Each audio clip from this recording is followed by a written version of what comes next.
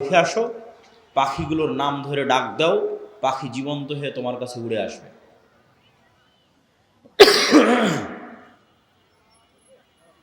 মুসা আলাইহিস সালাতু ওয়াস সালামের জন্য আল্লাহ তার ঈমান বিল গায়বে ইয়াকিন তৈরি করেছেন।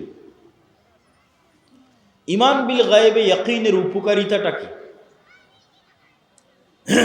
এই যে ইয়াকিনের কথা বলছো, ওয়াবিল আখিরাতি হুম ইউকিনুন, আল্লাহ সুবহানাহু ওয়া তাআলা সূরা তাকাসুরের মধ্যে বলছেন ইয়াকিনের মাত্রাটা কোন লেভেলে হতে হবে। সূরা তাকাসুরে কিভাবে বারবার ইয়াকিনের দিকে নিয়ে যাওয়ার কথা বলা হয়েছে, এটা যদি দেখতাম। আলহাকুমুত তাকাসুর, দুনিয়ার পরস্পরের প্রতিযোগিতা তোমাদের ভুলিয়ে রেখেছে। ছোট বাচ্চাকে যেমন মোবাইল দিয়ে ভুলিয়ে রেখেছেন তার কান্না, অথবা আর কোনো কিছু দিয়ে যখন আপনি মানুষকে কোনো কিছু ভুলিয়ে রাখেন, তো এই দুনিয়াতে মৃত্যুকে ভুলে রাখার এমন কোনো সরঞ্জাম নাই যা এই পৃথিবীতে নাই। আজকের মোবাইল, আজকের বিনোদন, টাকা পয়সা, কাজ কারবার, ধন দৌলত, প্রতি মুহূর্তে মৃত্যুকে ভুলে থাকার সরঞ্জাম পৃথিবীতে আছে। তো বলছে আলহাকুমুত তাকাসুর, তোমাদের ভুলিয়ে রেখেছে দুনিয়ার প্রতিযোগিতা মৃত্যুকে। হাত্তা জুরতুমুল মাকাবির, এটা ততদিন চলবে যতদিন না তোমরা নিজেরা না মরে গেছো, নিজেরা না কবরে চলে গেছো। কাল্লা সাউফা তা'লামুন, কখনো নহে, তোমরা অবশ্যই জানতে পারবে। সুম্মা কাল্লা সাউফা তা'লামুন, আবারও বলছি তোমরা অবশ্যই জানতে পারবে। কাল্লা লাউ তা'লামুনা ইলমাল ইয়াকিন, শুধু কি জানতে পারবে, ইয়াকিনের লেভেলে জানতে পারবে, ইয়াকিনের লেভেলে জানতে পারবে। কিভাবে ইয়াকিনের লেভেলে জানতে পারবে? লা তারাউন্নাল জাহিম, অবশ্যই তোমরা নিজে চোখে জাহান্নামকে দেখবে। অবশ্যই তোমরা নিজে চোখে জাহান্নামকে দেখবে। সুম্মা লা তারাউন্নাহা আইনাল ইয়াকিন, আবারও বলছি অবশ্যই তোমরা তোমাদের চোখে ইয়াকিনের লেভেলে, তোমাদের চোখ দিয়ে তোমরা দেখবে জাহান্নামকে, ইয়াকিন অর্জিত হবে তোমাদের। তাহলে শুধু ঈমান আর ইয়াকিনের লেভেলে ঈমান এক নয়। আমরা বিশ্বাস করি কবরের আযাব হবে, বিশ্বাস করি জান্নাত এবং জাহান্নাম আছে, আর মুহাম্মদ সাল্লাল্লাহু আলাইহি ওয়াসাল্লাম মেরাজের রাতে স্বচক্ষে জান্নাত দেখেছেন, স্বচক্ষে জাহান্নাম দেখেছেন, স্বচক্ষে কবরের আযাব দেখেছেন। তাহলে মুহাম্মদ সাল্লাল্লাহু আলাইহি ওয়াসাল্লামের ইয়াকিন অর্জিত হয়েছে, ওনার ঈমানের মাত্রা আমাদের চেয়ে বেশি। কেন? গায়েবের পর্দা ওনার জন্য উন্মোচন করে দেওয়া হয়েছে। উনি গায়েবের পর্দা চিরে 7 আসমান পর্যন্ত পৌঁছে গেছেন, ফলে ওনার ইয়াকিন অর্জিত হয়েছে। এই গায়েবের উপর ইয়াকিন কেন দরকার? এটাই মুসলমানদের মুক্তির একমাত্র রাস্তা, ঈমান বিল গায়েব, এবং মুসলমানদের অধপতনের একমাত্র কারণ ঈমান বিল গায়েব না থাকা। আজকের মুসলমানেরা আজকের আমেরিকা এবং আজকের ইসরায়েলের তুলনায় যত দুর্বল, আজকের গাজার মানুষ, আজকের রোহিঙ্গারা যত দুর্বল, আজ থেকে 3000, 4000, 5000 বছর পূর্বে মুসা আলাইহিস সালাতু ওয়াস সালাম আজকের মুসলমানদের চাইতে কয়েকশো, কয়েক হাজার গুণ বেশি দুর্বল ছিলেন। এটা যদি আমি আপনাকে উদাহরণ দিয়ে না বুঝাই, আপনি বুঝতে পারবেন না যে কেমনে মুসা আলাইহিস সালামের মতো নবী, যাকে আমরা এত বড় নবী মনে করি, সেই নবীকে বলা হচ্ছে তিনি আজকের মুসলমানদের চাইতে বেশি দুর্বল ছিলেন। জি, আপনার বগুড়ার শিবগঞ্জের আটমলের একজন কৃষককে, একজন রাখালকে যদি আজকে দায়িত্ব দেওয়া হয়, যাও তোমাকে দায়িত্ব দিলাম ডোনাল্ড ট্রাম্পের কাছে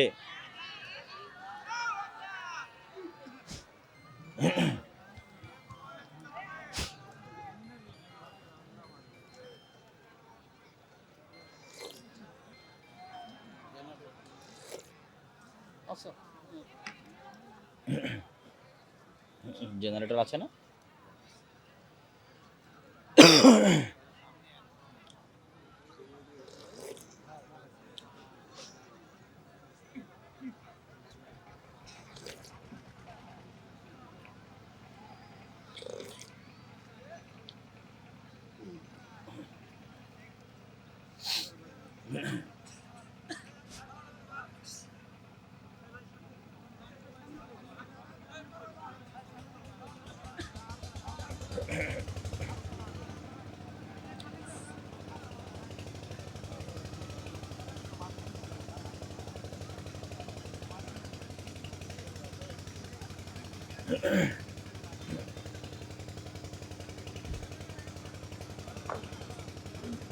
জি, আজকে বগুড়ার শিবগঞ্জের আটমূলের একজন রাখালকে দায়িত্ব দেওয়া হলো যে তুমি এখান থেকে ডোনাল্ড ট্রাম্পের কাছে গিয়ে দাওয়াতি কাজ করবা, রাশিয়ার ভ্লাদিমির পুতিনের কাছে গিয়ে দাওয়াতি কাজ করবা।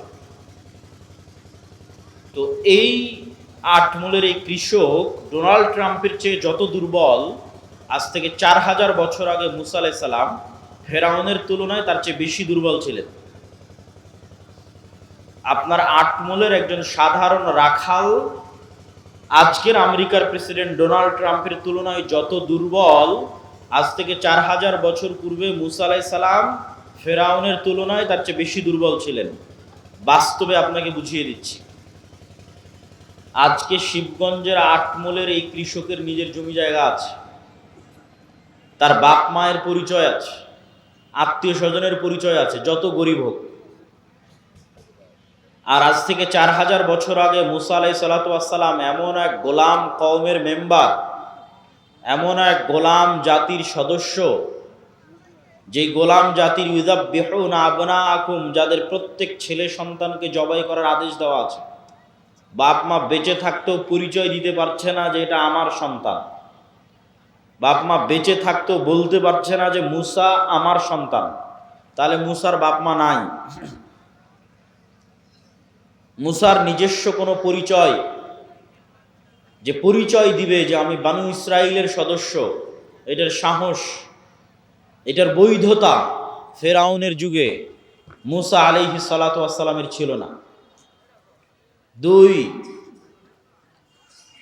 আজকের এই আটমূলের এই কৃষক ফাঁসির দণ্ডে দণ্ডিত আসামি নয়।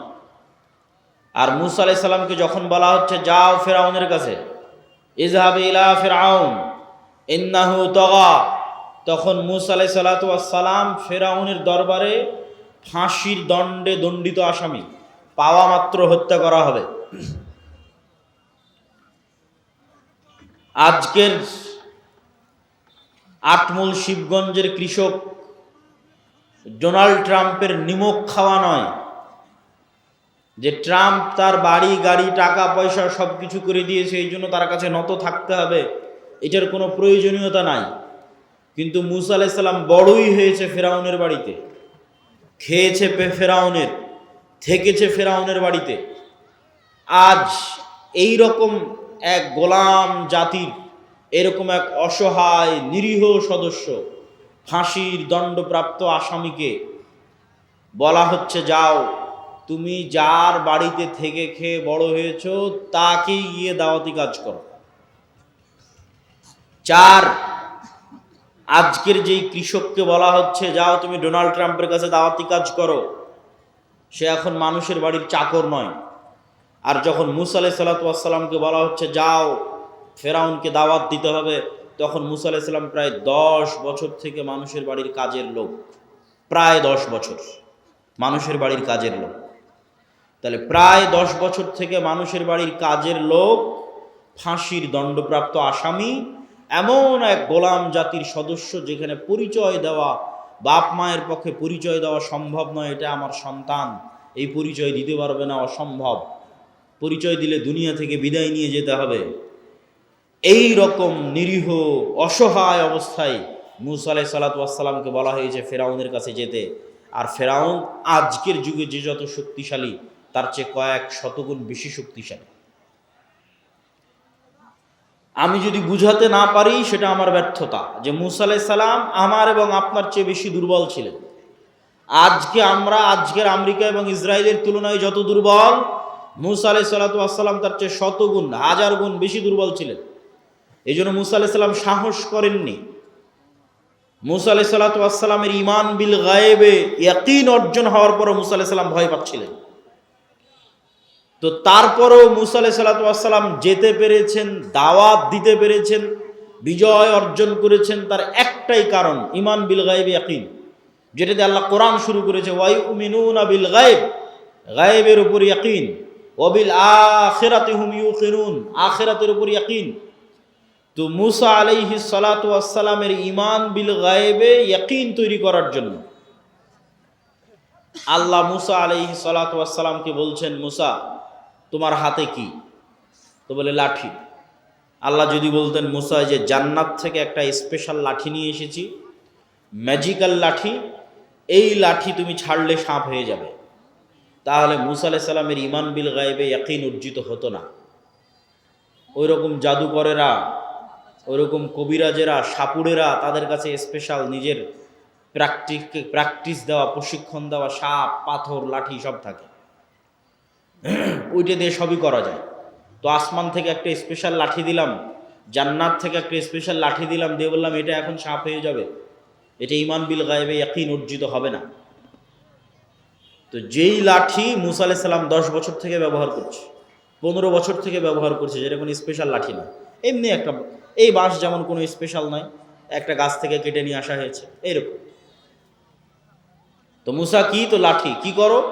গাছের পাতা পাড়ি, গর্ত সামনে আসলে লাফ দিয়ে পার হয়ে যায়।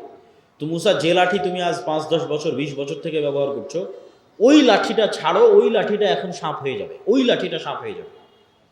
আমার পক্ষ থেকে দেওয়া কোনো স্পেশাল লাঠি নয়, তোমার হাতে যেটা তুমি ব্যবহার করছো দীর্ঘদিন থেকে, ওটা সাপ হবে, যাতে তোমার ঈমান বিল গায়বে ইয়াকিন অর্জিত হয় যে চোখে যা দেখা যায় তাই সব কিছু নয়, এর বাইরেও এমন একজন সত্তা আছে, ওহুয়া আলা কুল্লি শাইইন কাদির, যিনি সকল কিছুর উপর ক্ষমতাবান।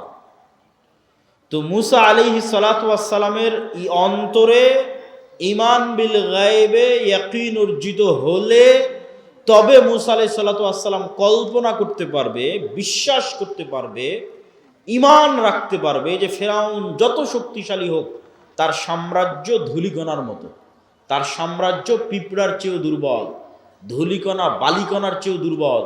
এই বিশ্বাস ততক্ষণ অর্জিত হওয়া সম্ভব নয় যতক্ষণ না মুসার কালবে ঈমান বিল গায়বে ইয়াকিন অর্জিত না হচ্ছে। তো ঈমান বিল গায়বে ইয়াকিন অর্জিত হওয়ার পরেও মুসা আলাইহিস সালাম ভয় পাচ্ছেন, বলছে আল্লাহ একাই যেতে ভয় লাগছে, সাথে আমার ভাইকে দেন, আমার মুখের জড়তা আছে, এই জড়তা দূর করে দেন। রব্বিশ রাহলি সদরি ওয়া ইয়াসসির লি আমরি ওয়াহলুল উকদাতাম মিন লিসানি ইয়াফকাহু কওলি। সম্মানিত উপস্থিতি, তাহলে ঈমান বিল গায়ব কেন জরুরি? অতীতের সকল নবীর ঈমান বিল গায়বে ইয়াকিন ছিল। আজকের মুসলমানেরা কেন বিজয় অর্জন করতে পারছে না? তার কারণ একটাই, তাদের ঈমান বিল গায়বে ইয়াকিন নাই। এই জন্য আমাদের বক্তব্যের বিষয়বস্তু ঈমান বিল গায়ব। ঈমানই নতুন করে নবায়ন করতে হবে, ঈমানই নতুন করে নিয়ে আসতে হবে। এবং ঈমান বিল গায়বে আজকের পয়েন্ট, আল ঈমান বিল মালাইকা, ফেরেশতাদের উপর ঈমান, যেটা দিয়ে আমি আপনাদেরকে বক্তব্য শুরু করেছি, যে রাস্তাঘাটে যারা আছেন, বাজারে যারা আছেন, তারা এসে ফেরেশতাদের সাথে বসেন। কেননা এই মজলিসে কারা আছে বলেন তো? একটু জোরে বলেন, এই মজলিসে কারা আছে? আরো জোরে বলেন, কারা আছে? ফেরেশতারা আছে। তো ঈমান বিল মালাইকা, ফেরেশতাদের উপর ঈমান, এই ঈমানে ইয়াকিন দরকার। আজকের বক্তব্যে আমাদের চেষ্টা থাকবে যে আজকের বক্তব্য শুনে শেষে বের হতে হতে যেন আপনার ফেরেশতাদের উপর আপনার ঈমান যেন ইয়াকিনের পর্যায়ে পৌঁছে যায়। এখন তো কোন অবস্থায় আছে? এখন শুধু মুখে বলা অবস্থায় আছে, যে বিশ্বাস করেছি আল্লাহ আছে, বিশ্বাস করি ফেরেশতা আছে, এই বলা পর্যন্তই শেষ। বাস্তবেই ফেরেশতা আছে এই লেভেলের ইয়াকিন নাই। তো আজকের বক্তব্যে আমাদের বিষয়বস্তু, আমরা ফেরেশতাদের উপর বিশ্বাসকে ইয়াকিনের লেভেলে নিয়ে যাব। ফেরেশতারা তৈরি নূরের, আর নূর পৃথিবীতে অস্তিত্বশীল বিরাজমান এক প্রকারের আলো, যা চোখে দেখা যায় না। তবে এই লাইটের আলো নয়, সূর্যের আলো নয়, তবে এই লাইটের আলো যেমন বিরাজমান, জ্বলতেই যেমন পুরো এলাকা আলোকিত হয়ে গেছে, ধরা যাচ্ছে না কিন্তু অস্তিত্ব বোঝা যাচ্ছে। সূর্য যখন ওঠে তখন যেমন পুরো পৃথিবী আলোকিত হয়ে যায়, নূরও এভাবে সমগ্র পৃথিবী, সমগ্র আসমানে বিরাজমান, তবে চোখে দেখা যায় না। তবে নূর এই আলো নয়, এই লাইটের আলো নয়, এই পৃথিবীর সূর্যের আলো নয়, এটা এক ভিন্ন ধরনের আলো। কি আলো? নূর কি আলো? রাসূলুল্লাহ সাল্লাল্লাহু আলাইহি ওয়াসাল্লাম বলেন, হিজাবুহুন নূর, আল্লাহ সুবহানাহু তাআলার চেহারার পর্দা নূর। আল্লাহর চেহারা এবং আসমান জমিন, মানুষ, জিন, ফেরেশতা, এই যে আল্লাহর সৃষ্টিজীব, এই সৃষ্টিজীব আর আল্লাহর সত্তা, এই দুইটার মধ্যে আড় তৈরি করে রাখা আছে নূর দিয়ে। আল্লাহর চেহারা ঢাকা আছে নূর দিয়ে। লাউ কাশাফাহু, যদি এই নূরকে সরিয়ে নেওয়া হয়, যে নূর আসমান জমিন এবং সর্বত্র বিরাজমান, এই নূরকে যদি সরিয়ে নেওয়া হয়, লা আহরাকাত সুবহাত ওয়াজহিহি, তাহলে আল্লাহ সুবহানাহু তাআলার চেহারা প্রকাশ পেয়ে যাবে।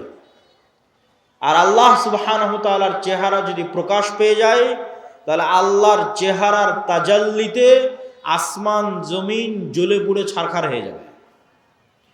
এই জন্য আল্লাহর চেহারা ঢাকা আছে নূর দিয়ে। রাসূলুল্লাহ সাল্লাল্লাহু আলাইহি ওয়াসাল্লাম আর এক হাদিসে বলেন, আব্দুল্লাহ বিন আব্বাস রাদিয়াল্লাহু তাআলা আনহু থেকে বর্ণিত, আল্লাহুম্মা আউযু বিনূরি ওয়াজহিকাল্লাযী আশরাকাত লাহুদ যুলুমাত, হে আল্লাহ, আপনার নূরের মাধ্যমে পরিত্রাণ চাচ্ছি, যেই নূর দিয়ে আসমান জমিনের সকল অন্ধকার আলোকিত হয়েছে। ওয়াসালুহা আলাইহি আমরুদ দুনিয়া ওয়াল আখিরাহ, যেই নূরের উপর আসমান জমিনের সকল কাজ নির্ভরশীল। যেই নূর দিয়ে আসমান জমিনের সকল অন্ধকার আলোকিত হয়েছে, যেই নূরের উপর আসমান জমিনের সকল কাজ নির্ভরশীল, সেই নূর দিয়ে আপনার কাছে পরিত্রাণ চাচ্ছি।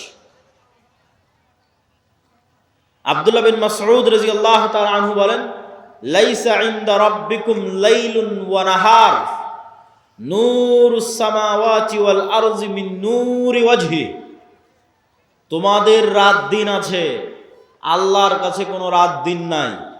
তোমাদের সময় আছে, আল্লাহর কাছে কোনো সময় নাই।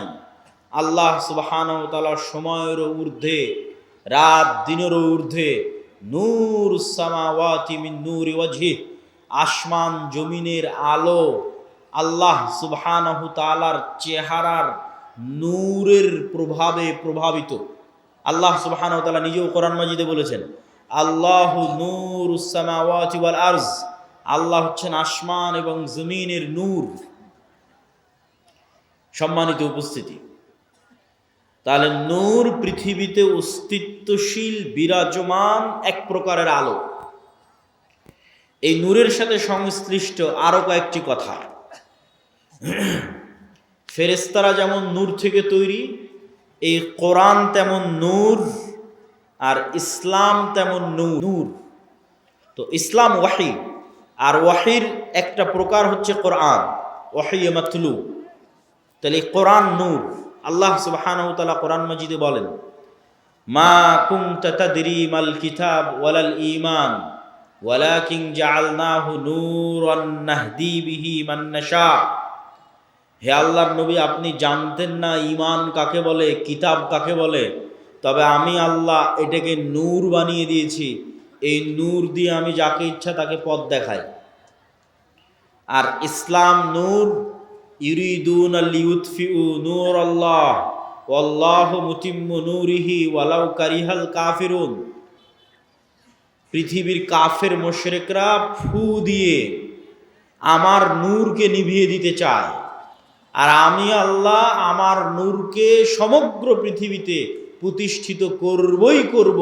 কাফের মুশরিকরা অপছন্দ করলেও সেই নূর হচ্ছে ইসলাম। আল্লাহু মুতিম্মু নূরিহি, আল্লাহ তার নূরকে পূর্ণতা দান করবেন তথা জমিনে প্রতিষ্ঠিত করে ছাড়বেন তার নূরকে। তাহলে কি কি গেল? ফেরেশতা নূরের তৈরি, কোরআন নূর, ইসলাম নূর। এবার 4 নাম্বার, আমার এবং আপনার সৎ আমল নূর তৈরি করে। আমার এবং আপনার সৎ আমল নূর তৈরি করে। আল্লাহ সুবহানাহু ওয়া তাআলা কোরআন মাজিদে বলছেন, ইয়াউমা তারাল মুমিনিনা ওয়াল মুমিনাত নূরুহুম ইয়াসআ বাইনা আইদিহিম ওয়া বিআইমানিহিম কঠিন কিয়ামতের মাঠে মুমিনেরা এবং মুমিনারা দুনিয়াতে যত নূর জমা করেছিল আমলের মাধ্যমে, প্রত্যেকটা সৎ আমল নূর। দুটো শর্ত পেলেই আমল সৎ।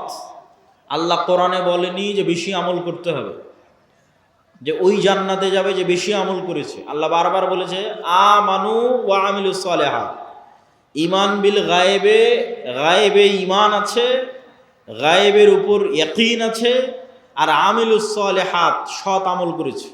সৎ আমল নূর তৈরি করে। তো সৎ আমল দুই শর্তে নূর তৈরি করে, তখন এটা সৎ আমল হয়। এক, যদি হৃদয়ে ইখলাস থাকে, তাহলে ইখলাস পাওয়া মাত্রই নূর তৈরি হওয়া শুরু হয়ে যায়।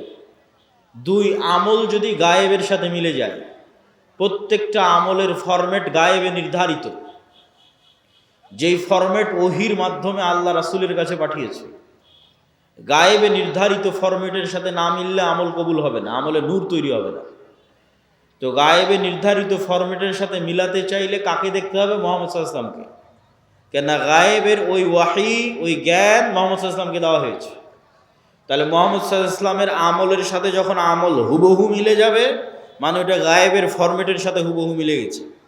আর অন্তরে যখন ইখলাস তৈরি হবে, তখন এই আল্লাহর নবীর সাথে কাজের সাথে মিলে যাওয়া তথা গায়েবের ফরম্যাটের সাথে মিলে যাওয়া আর অন্তরে ইখলাস তৈরি হওয়া, এই দুটো যখন তৈরি হয়ে যাবে তখন আমলে নূর তৈরি হয়ে গেল।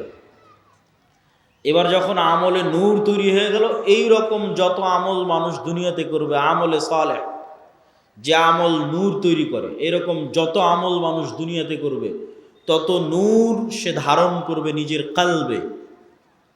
মানুষ তার কালবে নূর ধারণ করতে পারে, এটা আরেকটু পরে আরো বিস্তারিত বলতেছি। তো যখন মানুষ তার কালবে নূর ধারণ করবে আমলের মাধ্যমে, এই যে নূর গায়েব, এই গায়েবের পর্দাটা যেই দিন উন্মোচন হয়ে যাবে, সেই দিন থেকে মানুষ এই নূর দেখা শুরু করবে। তো গায়েবের পর্দা কখন থেকে উন্মোচন হয়ে যাবে? যখন মানুষ মারা যাবে। মারা যাওয়া মাত্রই মানুষ নিজেই গায়েবের জগতে চলে গেছে। যে গায়েবের উপরে এতদিন ইয়াকিন রাখতো, বারজাকি জগৎ, ওই গায়েবী জগতে যখন চলে গেছে, তখন গায়েবের সব কিছু উন্মুক্ত হয়ে যাবে। তখন প্রথম সে দেখবে তার আমলের নূরকে। তার আমলের নূরে তার কবর আলোকিত হবে, তার আমলের নূরে কিয়ামতের অন্ধকার আলোকিত হবে, তার আমলের নূরে সে পুলসিরাত অতিক্রম করবে। তা আল্লাহ কোরআনে বলছে ইয়াউমা তারাল মুমিনিনা ওয়াল মুমিনাত নূরুহুম ইয়াসআ বাইনা আইদিহিম ওয়া বিআইমানিহিম, যে কিয়ামতের মাঠে মুমিন মুমিনারা দেখবে দুনিয়াতে যত নূর জমা করেছিল, সে আমলের নূর তাদের ডানে এবং তাদের সামনে ছুটে চলতেছে, বিচ্ছুরিত হচ্ছে। বলেন আল্লাহু আকবার।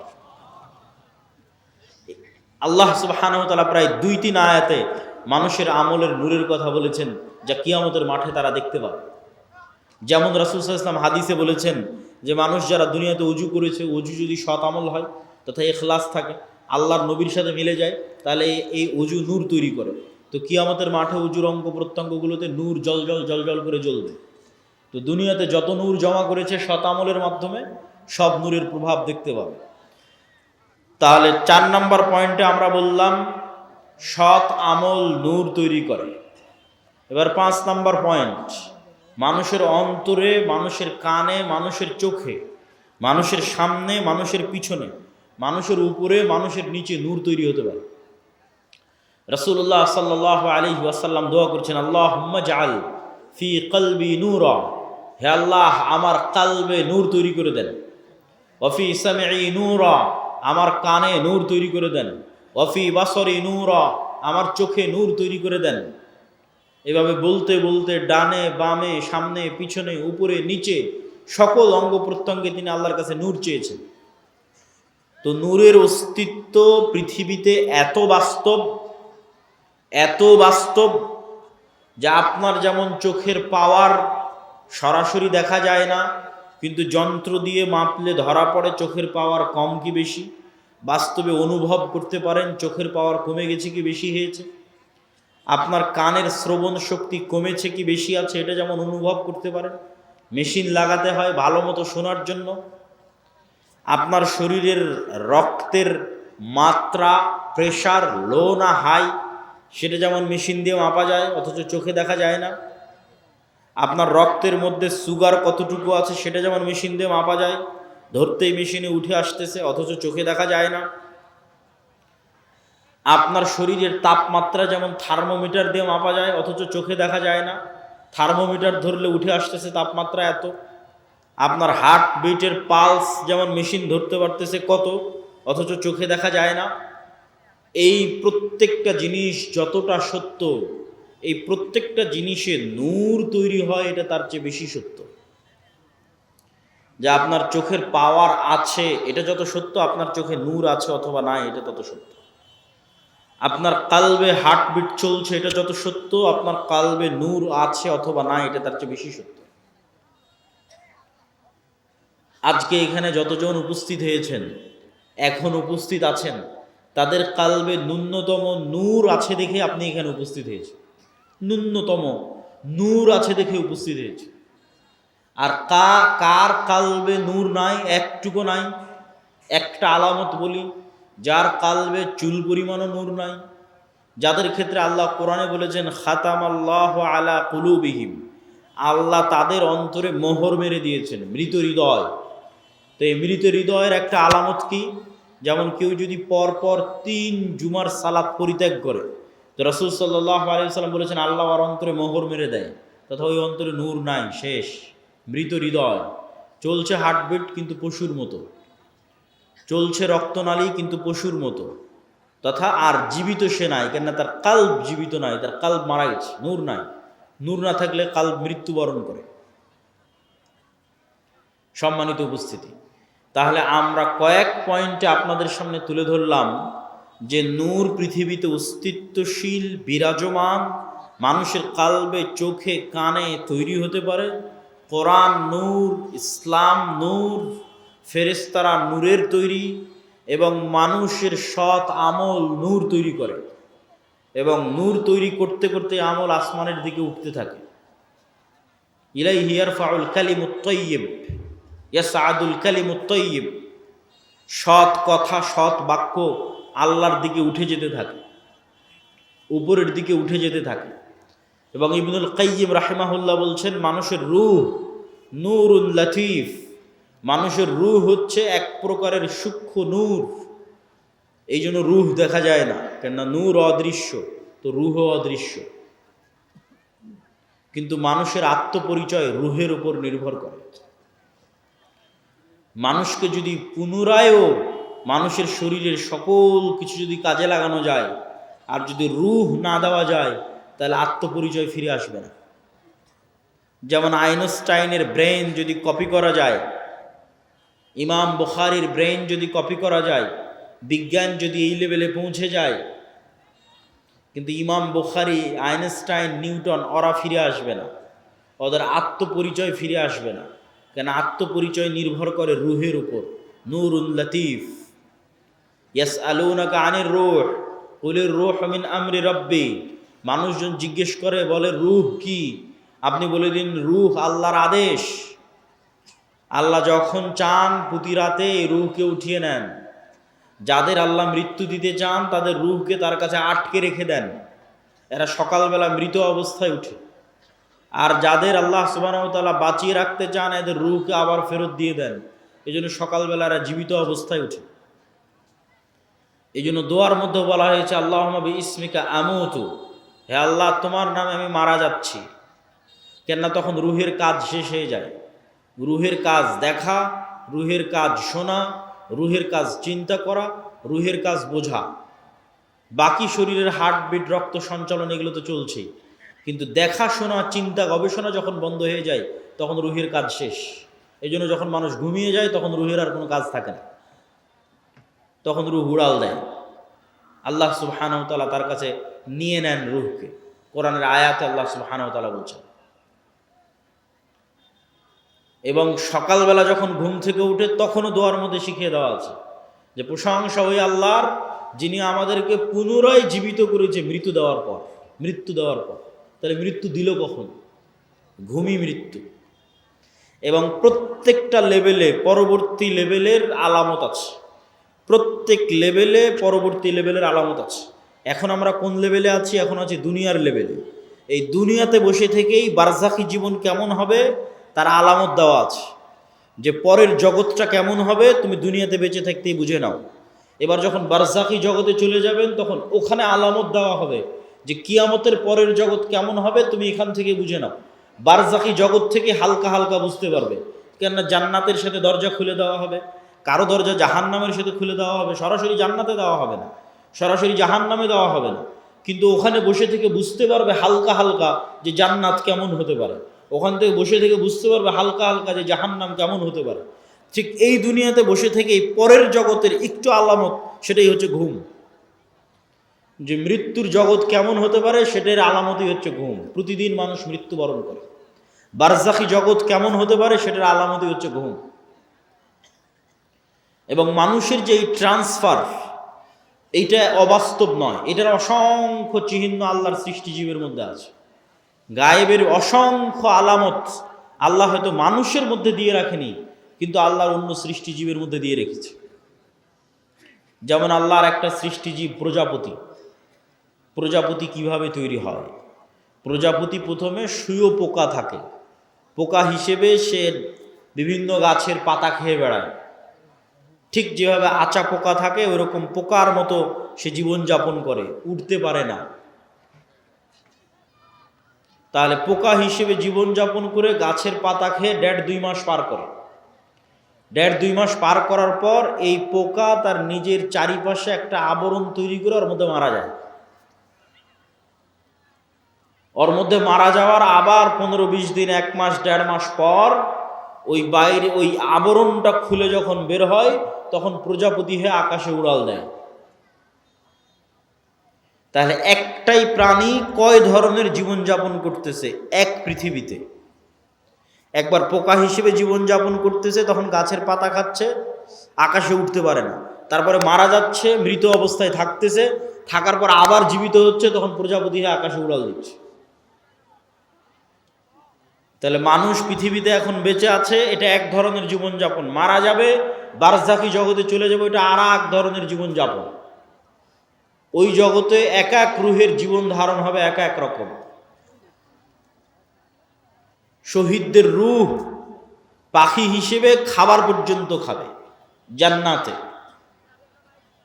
আরো উঁচু লেভেলের রূহ আল্লাহ সুবহানাহু ওয়া তাআলার আরশের সাথে ঝুলন্ত থাকবে।